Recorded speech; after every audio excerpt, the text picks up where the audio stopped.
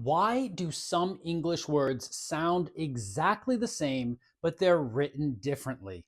You know what I'm talking about. Words like two and two and two. That's confusing. My name is Christopher Huntley, and I'm the creator of the #1 English speaking practice platform on the planet called English Every Day. And in this video, I'm going to explain how you can understand different words that sound exactly the same. And first, we're going to start at the beginning. Words that start with A, like the words add and add. Well, add, spelled with one D, is a shortened word from a longer word, advertisement. And sometimes this word gets shortened to ad, and in other times it gets shortened to advert, but it all means the same thing. But when we spell add with two D's, then this is something we do in math, like 1 plus 1 equals 2. When we're doing math and we use plus, that's called addition. And when you use plus, you add numbers together. Next, let's talk about 8 and 8. 8, spelled A-T-E, is the past tense of the verb to eat. So we say, today I eat, and yesterday I ate. And yes, it sounds exactly like the number 8. Isn't English fun? But English doesn't have to be confusing. You can become fluent very quickly and learn how to speak very confidently.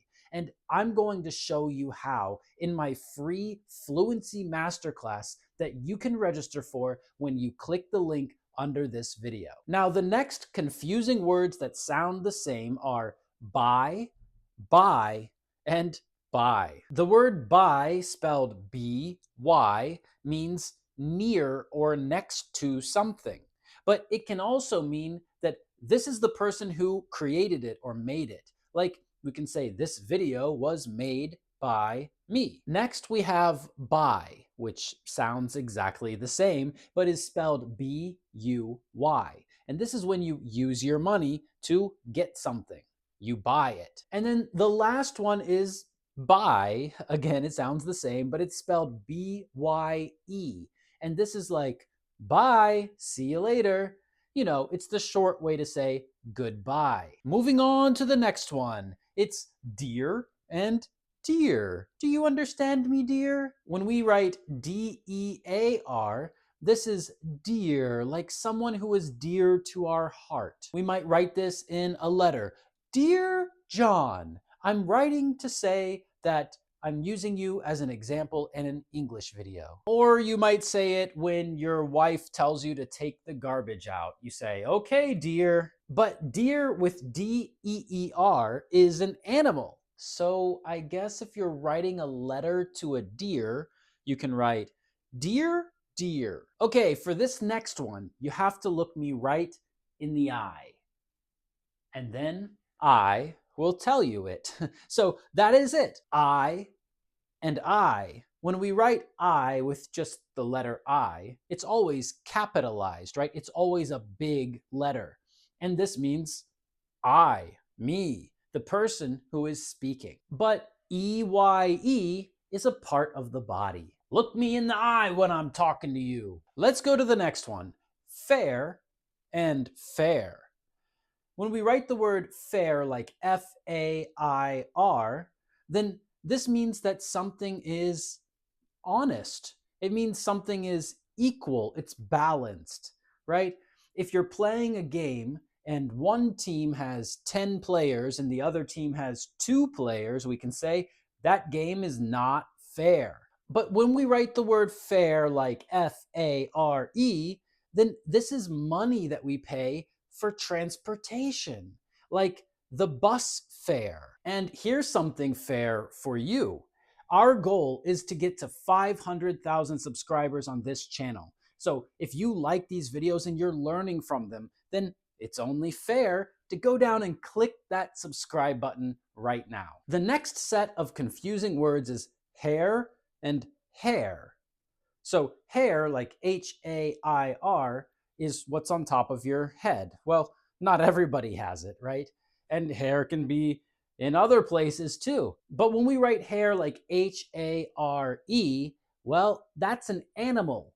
It's like a rabbit. So if you see someone walking down the street with their rabbit, you can say, "Hey, I like your hair." Next, we have here and here. Here, Here, is the place that I am when I'm speaking. It's an interesting word because if I say here and you say here, we're talking about two different places. But when we write the word here like Hear, this is something we do with our ears. Can you hear me? Next, the word hi and hi.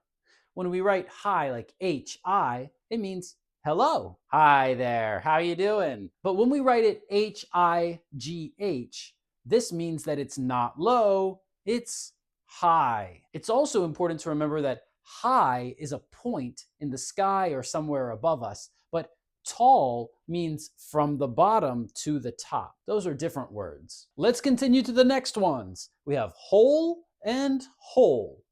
When we write it Hole, well, that's something in the ground that you can fall into. It's also something you might have in your socks. But when we write it Whole, then that means all of something. The whole thing. He ate the whole pizza for lunch. It means he ate all of it. Now let's go to the next one. We have hour and we have hour. When we write it Hour, this is about time.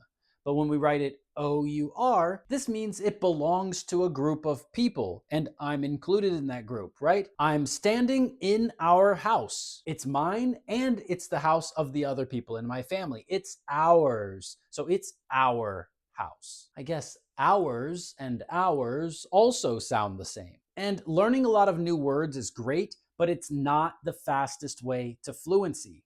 If you want all of my secrets about fast fluency, click the link under this video and register for my free Fluency Masterclass, which is happening very, very soon. Now let's go to the next words, know and know.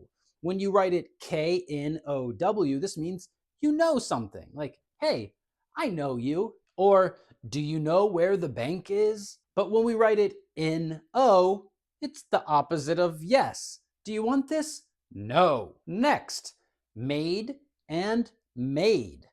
When we write it M-A-D-E, this is the past of make. To make something. Yesterday, I made a video. She made a table. Kevin made a fool of himself. But when we write it M-A-I-D, this is a person who serves someone else, usually in their house. Someone who cleans and maybe even makes food or does other household activities. Today, we might not use the word maid, we might call them a housekeeper or a house cleaner. But sometimes in some hotels, they still use the word maid. Next is two of my favorite words that sound the same. It's meat and meat.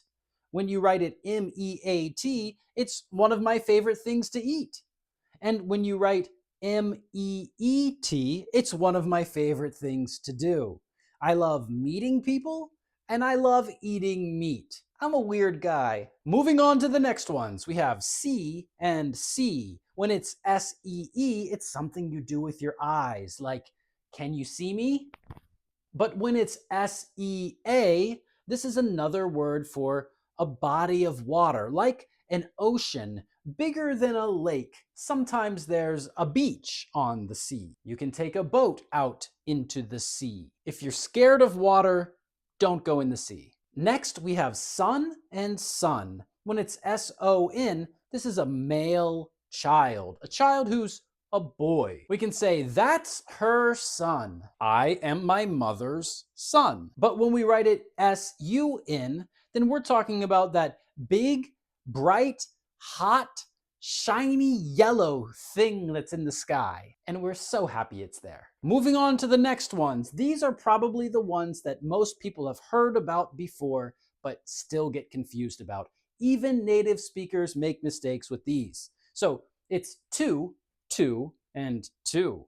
When we write it TWO, that's the number 2. When we write TO, then that tells us what direction something is going in. For example, I'm going to the airport, or throw the ball to me, or what did you say to him? But when we write it TOO with 2 O's, it's not to, it's still just to, and this means also or in addition. So I want to go to the party too. Here's some chocolate ice cream. Do you want some vanilla ice cream too? And now we're at the last set of words that native speakers seem to always get wrong.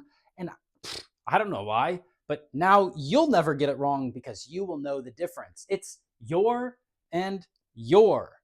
So Y-O-U-R means that this belongs to you. Like, here, this is your pen, not my pen, your pen. But when we write Y-O-U apostrophe R-E, this is a contraction. It's 2 words put together. It's you are.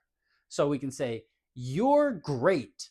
You are great. Or I'm glad you're here. I'm glad you are here. Don't confuse those two. And also, don't forget to click the subscribe button under this video so that you see more videos like this. And leave me a comment to let me know the next topic we should make a video about. Thanks for watching, and I will see you next time. Bye-bye.